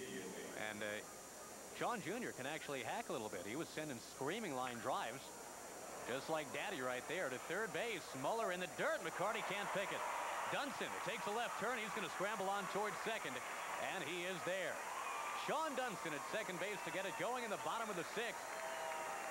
We'll wait and see how they're scored here. Could be an error all the way. Looks to me like an error all the way. I think it's a play that should have been made. He plants the back foot, and Miller just can't get it over with enough steam on it. Bounces away from McCarty, and Sean on his way to second. And I think that he's going to be done for the day. He'll come in. Pinch runner will replace him. And Jose Hernandez will go in at second base. And Phil, as long as we have you, there's competition for the number 5 starting spot. Dave Schwartzbaugh seems to be one of the guys mentioned. And we talked about young Jeremy Gonzalez is the other guy. And what do they both bring to the table? Well, both of them, you know, Jeremy Gonzalez is a stuff-type pitcher. He has an outstanding fastball. He's got an excellent curveball. He's come up with a very good slider, and he's got a little bit of a changeup. Could be better, but he's also learned to throw a two-seam fastball, which he's sinking down and away from a lot of the big left-hand hitters. And had a great bullpen yesterday. And probably has a little more experience than people think, because even though he's only played AA ball, he's been in a lot of winter leagues. He's been in a Caribbean series, and he looks very good.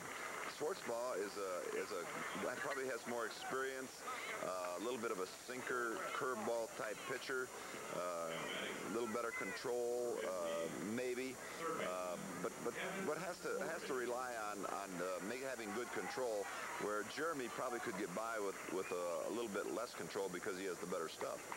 Runner at third, one out here for Kevin Ory.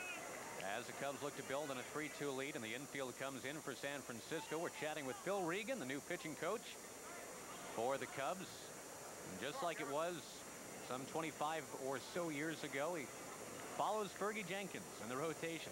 Has it been that long ago? Seems like just yesterday to me, Phil. Pitch in from Fernandez to Ory. His slider moves away. Well, Phil, you mentioned the battle between Schwartzbaugh and Gonzalez, and it's an interesting quirk in the rotation here, but it looks like both these guys are going to get 4 innings to prove themselves tomorrow against Anaheim. Did it just happen to shake down that way, or is that by design? Well, maybe a little bit of both. They're both scheduled. That's their day to. Both of them are scheduled to throw, but it does give them a little bit of a head-to-head competition, and gives us a chance to compare both of them together, and it'll be a good test for both of them. Meantime, a great play by Rich Aurelia, the shortstop, going down, diving to surround that smash by Kevin Ory. Ory hits the ball hard, but for the heroics of Aurelia, the run's going to score. There's really no angle on the ground ball, but he makes a great play, and he freezes Hernandez at third. And once again, Josh, we no sooner talk about the great attendance than we have a new Cactus League record. 12,538 today. Sellout, new Cactus League record. If we include Phil Regan, it's 12,539. Service chops one, and it spins foul. Well, Phil, before we let you get going here, I just want to go back for a moment to ask you about the bullpen. Interesting battle for that number 5 spot, Schwartzbaugh against Gonzalez. How close are you to locking up the finalities of the bullpen right now? Well, we're close on a lot of guys, you know, that are, you know, you can almost name them.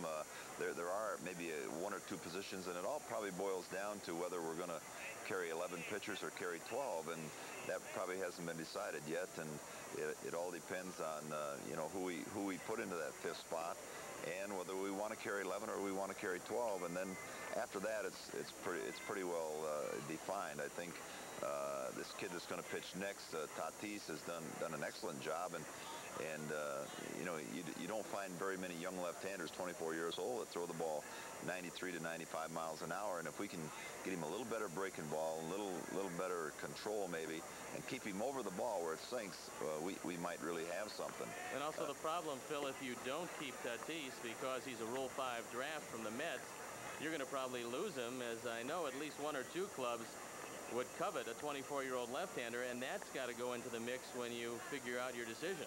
Well, I think there's even more than that from what I hear now. So he's made a couple changes in his delivery and really made it more compact, and he looks really good right now. Service sprays one down that right field line. It twists just foul. Well, Frank Castillo is on deck right now, and we're looking forward to seeing young Mr. Tatis here, Phil. But with Frank in the on-deck circle, you're looking for him to pitch into his 7th inning? Well, you know, this is a great effort for Frank because we want him to go 7 innings, and you know, he'll be into the 7th inning, and to me that's outstanding because you know, he's in great shape.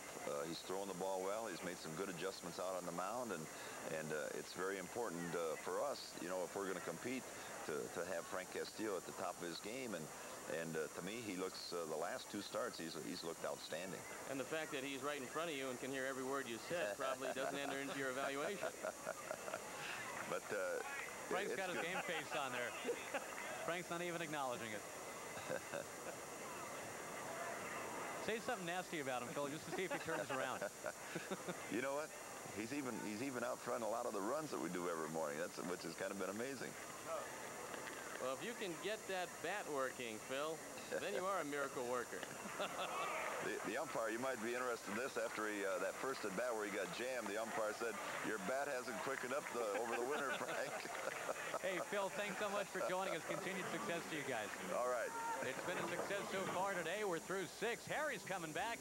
Cubs in front, 3-2. The Cubs have the lead. After a rocky start, Frank has turned it around and is throwing the ball exceptionally well. And that bodes well for the season, Harry. He looks in mid-season form. I think he's the first.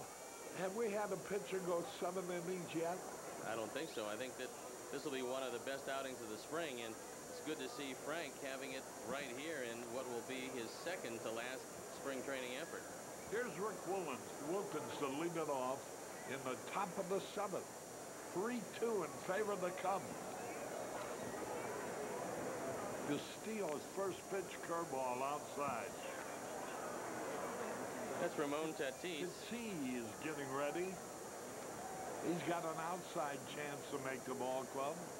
Very outside. Well, I think, Harry, as the third left-hander in that pen, if they decide to go that way, he's got a good shot. And bear in mind, at 24 years old, throwing a fastball in the 90s, he's got to be offered back. He's got to clear waivers and then offered back to the Mets. And I don't believe that the Cubs will be able to hold on to him if he doesn't make this staff. So he's got a lot going for him, including a pretty good arm at 24 years of age.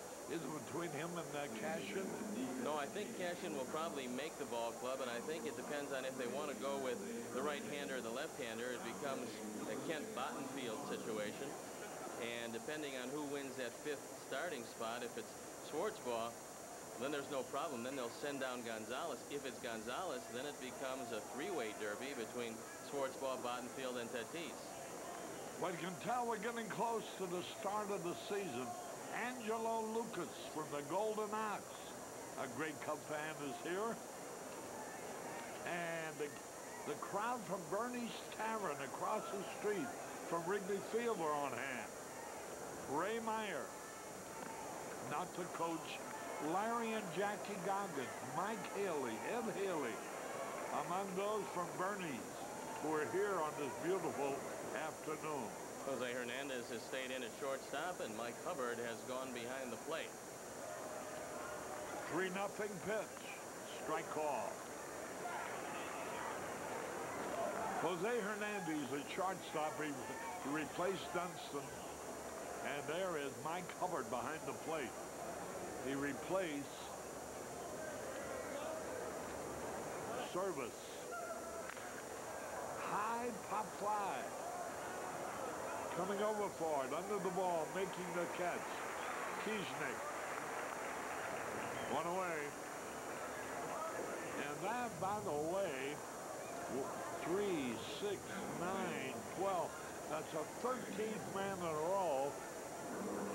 But Frank Castillo is retired. After a ragged start, he got out of trouble in every inning over the first 3. But now he has settled down. Here's a high fly ball, way back, might be out of here.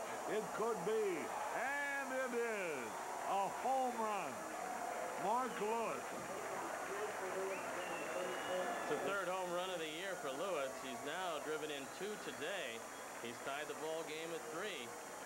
And he's got 12 runs batted in this spring, and he's the man that's going to try to fill the shoes at third base of Matt Williams. Big shoes indeed to fill. Watch it again as Lewis goes the opposite way. 11 home runs last year. He gets a fastball up and That's the bane of Frank Castillo's existence. And Lewis gets every bit of this out into the bullpen in right field. And so number 13 proved unlucky after retiring 13 in a row. Castillo gives up a home run pitch to tie the score to Mark Lewis. Here's a ground ball up the middle, a base hit.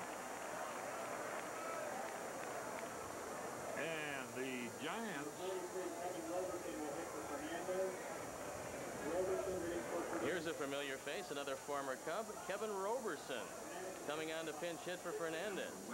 I saw his lovely wife over at Scottsdale the other day watching the ball game. Kevin Roberson. Miller on at first base, 1 out, game tied, 3-3. We're in the top of the 7th. Kevin Roberson leading it off. First pitch is low. We pause for identification. This is America's #1 sports station, WGN-TV, Chicago.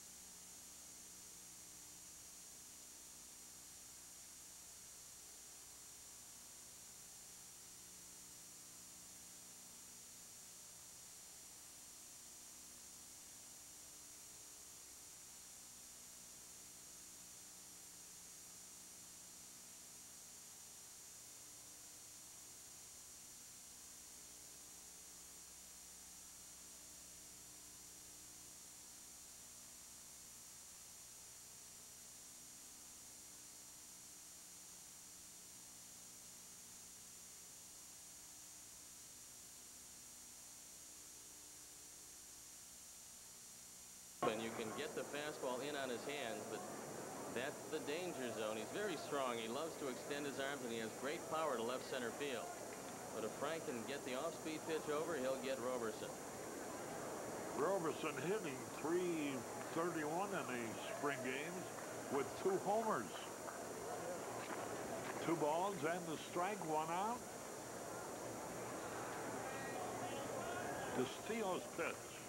Swung, fouled it back. He went with the inside gas, and now he's set up for the good changeup low and away. And if Hubbard wants to call it out there, Frank can retire Roberson with this one. Oh, boy, should be talking about that forever. How she caught the foul ball and base that. Jim Lefevre here with his children, former Cub manager, who lives out here in Scottsdale.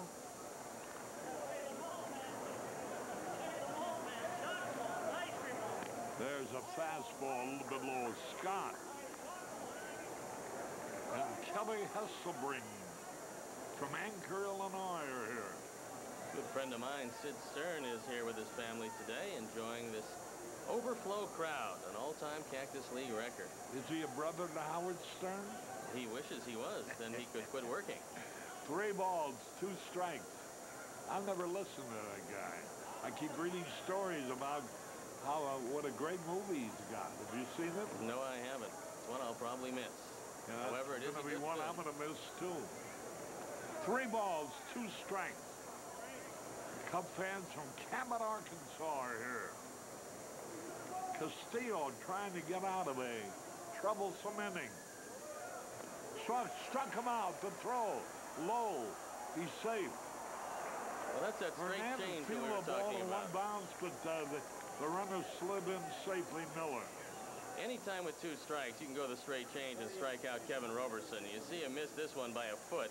Not a good throw, but a nice play by Hernandez, stopping this one from going into center field. So the go-ahead run in scoring position. And Stan Javier coming on to pinch hit.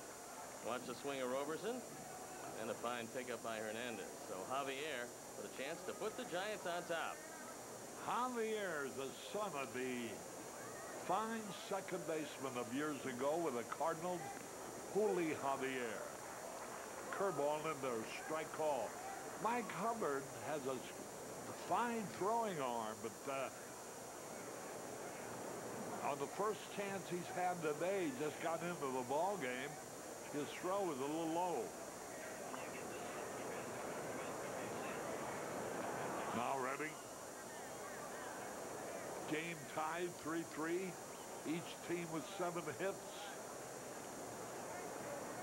Javier takes it wide. Javier is a switch-hitting outfielder. His dad was a right-hand hitting second baseman.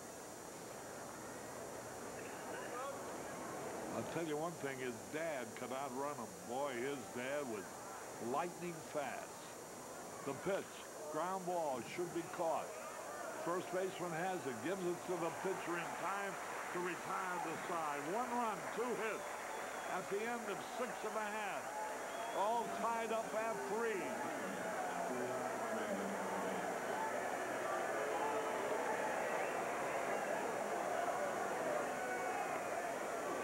All right.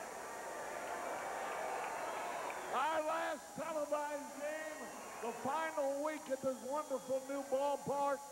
The team is here through Friday. Then they head away to open the season, which we all hope will be a good one. All right, let's hear you. Very good and loud, especially loud. A 1, a 2, a 3. Take me out to the ball game.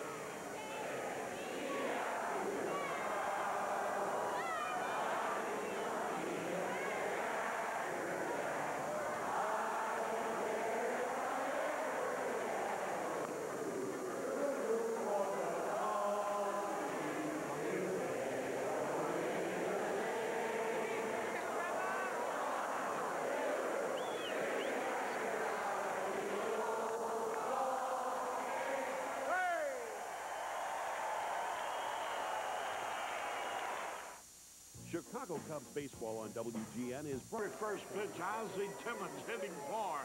Frank Castillo faces Jim Poole, a left-hander who's just come into the ball game for the Giants, and lines hard to the left fielder that makes a fine play. Is Bond still playing? No. Who is that out there? That's Marvin Bernard. Bernard, yeah. Watch the catch of Marvin Bernard as Ozzie Timmons comes on a pinch hit, hits a wicked sinking line drive, and Bernard equal to the task. Ryan McRae hitting right-handed against a left-hander, Jim Poole. Poole stands 6'2", 195-pounder out of Rochester. Makes his home in Gainesville now, Gainesville, Georgia. 1 out, nobody on. Ground ball to short. Aurelia has it. Here's a throw. Easy out. So 2 up, 2 down. You know, I'm going to tell you something that will emphasize what we're always arguing about. And in this case, you win the argument. The Cubs' record is 12-12. So of the 12 games they have lost, 7 were games they led in going into the 7th inning. And whether it's spring training or what, the theory is that in spring training you're usually using weaker pitching in relief. But at any rate, of the 12 games they've lost so far, they led going into the last 3 innings. So we hope that record changes once the real season starts. Before it's all over with, they may concede. The pitching is the name of the game. Been the name of the game for many, many years. And there is a scarcity of it in the major league. And when you talk trade, Harry, which a lot of general managers are doing right now, everybody's looking for maybe one more starter or one guy out of the bullpen to set up their short reliever. But unfortunately, just about every team has the same needs, and so it makes it that much more difficult to make a deal. Sandberg with 2 out of 3 today, a home run included. He has scored 2 runs out of the Cubs 3. 2 out, nobody on. Jim Poole.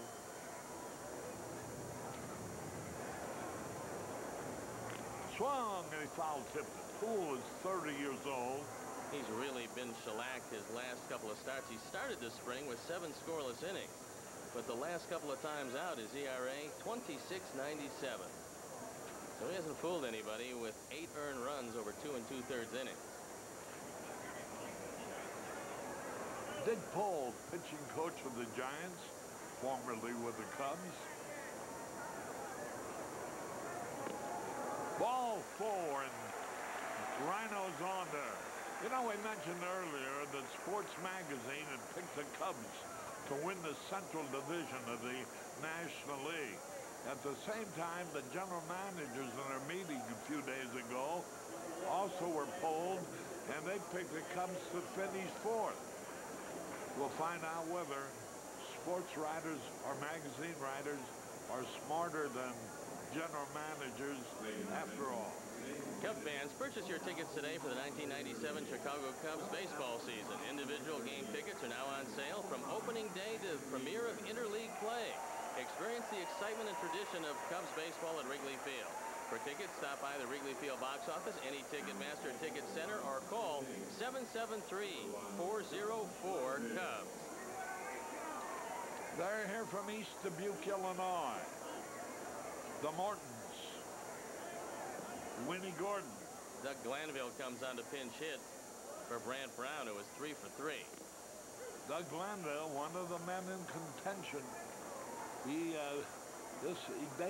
They've run out of options now with him. I think barring a miracle or some sort of an injury, Harry, Doug Glanville is going to be in that uniform you're looking at right now when the Cubs head to Fort Lauderdale. He swings, bounces it foul. I hope the uniforms they use in Fort Lauderdale are better looking than these. I mean, these look a little ragged. I think they're all the uniforms. They saved the new ones for the beginning of the new season. Well, Glanville, battling for a job, has put together quite a spring.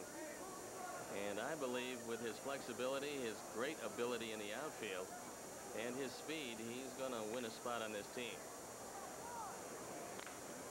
Sharply hit.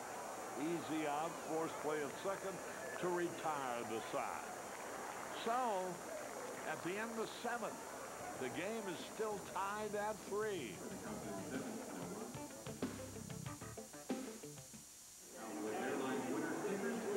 Caray back to the ballpark. Tatis, the big left-hander, is the new pitcher for the Cubs. Mike Hubbard behind the plate. Let's see, is Glanville staying the ball game? I think he has. Glanville's playing center field.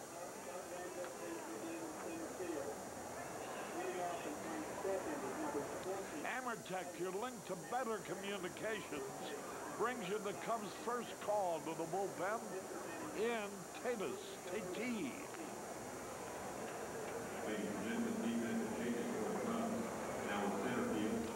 Ramon Tatis was selected by the Cubs in the December 1996 Rule 5 draft from the Mets organization. And he is a promising youngster with a very good arm. That's what he's done in spring training, as you saw it very briefly. But he's been most impressive. And there is Amertech. Your link to better communications brings you the Cubs' first call to the bullpen, and that first call is Ramon Tatis, who's got a better than average shot of making this ball club. One of the reasons, he's got a great arm, and the other is that great arm is on the left side, and that's where he throws from. Rich Aurelio made a fine play, keeping the Cubs from gaining a run earlier. Swings and misses the first pitch. Tatis hasn't had too much success. Rojas in the bullpen. Mel Rojas, their highly touted closer. He signed a big contract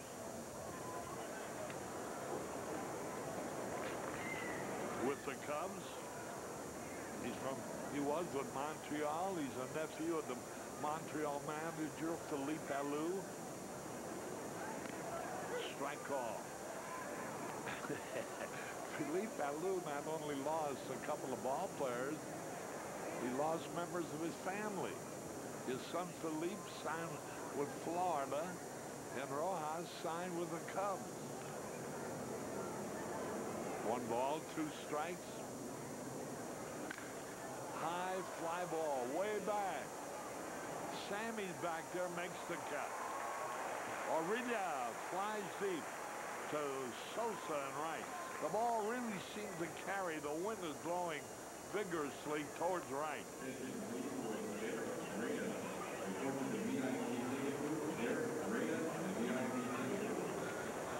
The fellas take the road work in the outfield, and sometimes they're caught unaware and come close to colliding with a guy actually playing. 1 out. Glenn Allen. Darren Jackson. Yeah, Darren Jackson. And boy, this guy's really hitting the ball. First pitch, and he used to be a Cub too, by the way. He played in Japan last year. Now he's back here.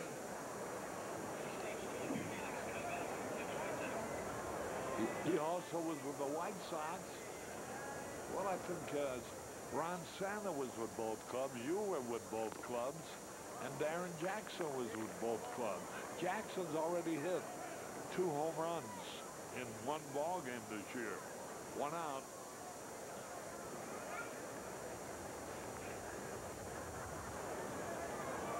The outfield playing him deep. In there, a strike call. This fella has a good fastball. Tati, Ramon Tati. Boy, if I stick around you long enough, I'll learn to pronounce all these foreign names. There you go. Just put the S on it and you got it. Tatis. Tatis. There's a drive. Look out. Way back. Going to be caught. Kieschnick is there. 2 away. He hit the ball hard. And here is Bernard. Barry Bonds had 1 out of 3 while he was in there. Marvin Bernard, who replaced him and left and made a fine play on the line drive. We're in the top of the 8th, 2 out. There's the pitch a little bit low and outside.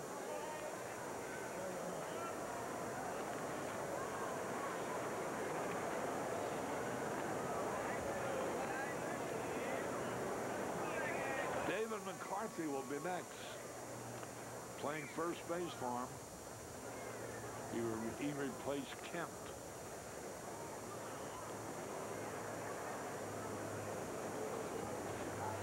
Now the pitch. A little bit outside. You know, a guy who's really been doing a lot of popping off is Tony La Russa, the Cardinals. I make a lot of the opposition a little angry with the Redbirds. There's the pitch, ball 4, and Bernard walks. And that brings up McCarthy, a good hitter.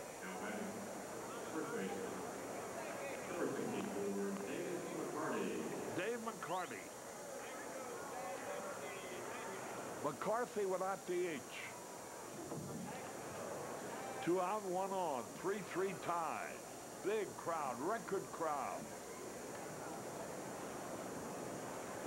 The Cubs are going to establish a new record for the Cactus League.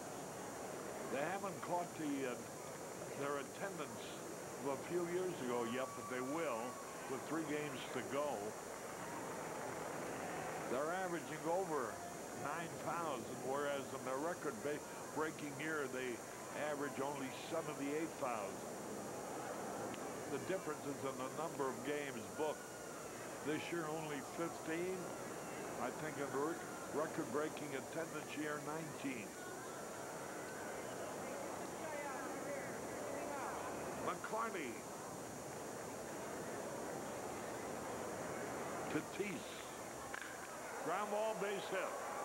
In the left field, runners on at first and second. This copyrighted telecast is presented by the authority of the Chicago National League Ball Club, which has a right of approval of the announcers and is intended solely for the private, non-commercial use of our audience. Any publication, reproduction, retransmission, or the use of the pictures, descriptions, and accounts of this game without the express written consent of the Chicago National League Ball Club is prohibited. Damon Berryhill who replaced Wilkins behind the plate. Another ex-Cub, by the way, will be the hitter here with runners at first and second. 2 men around. Game tied up. 3-3. Strike, good fastball. One thing Phil Regan was saying about Ramon Tatis is that he'd like to see him refine his breaking ball. There's nothing wrong with the fastball, but he's had some inconsistencies with the breaking ball. And if they can get him to sharpen that up, I think they might have found a pretty good one. Well, there's a line drive, base hit. Watch them play at the plate. They're going to try to score him. And he is, oh, he would have been out. He saved the ball, got away. Well, Hubbard took a tremendous shot. And that was Marvin Bernard that just ran him down. And that's the problem when you block the plate without the ball. Bernard just gave him a forearm shiver and knocked Hubbard right over. Watch it again. This throw, a couple of hops in. It's on the mark, but gets there a little slowly. And Bernard just leveled Hubbard. He was out. He scores the go-ahead run. He didn't throw the ball as well as he did in the first inning, but he still would have had him. But Hubbard blocking the plate, couldn't hold on to the ball, and the Giants have taken the lead 4-3. Still 2 out. The first 2 men were retired. A walk and 2 base hits. Runners at second and third. Tatis gets set. You know, talking about how many pitchers get by in the major leagues these days just with a fastball. It's almost compulsory to develop at least 2 other pitches. Well, if you're going to be in the bullpen here, you can get away with 2. You're going to be in the starting rotation, you best have 3. Here's a pitch low. A one-pitch pitcher, if it's not a knuckleball, you've got some problems.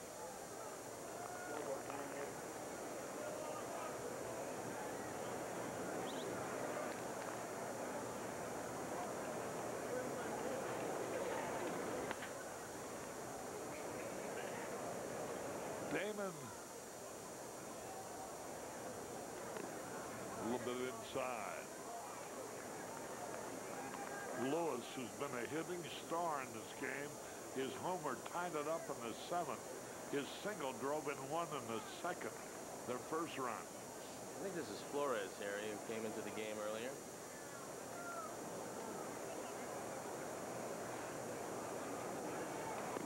There's a pitch. It looks like Flores on his uniform. It says here number 8 is Berryhill, but we know Berryhill just singled to right. So they got 2 number 8s. 4-3, Giant. Ground ball should end the inning, and it does. 1 run, 2 hits, no errors, 2 left. We go in the bottom of the 8th. 4-3, the Giants lead.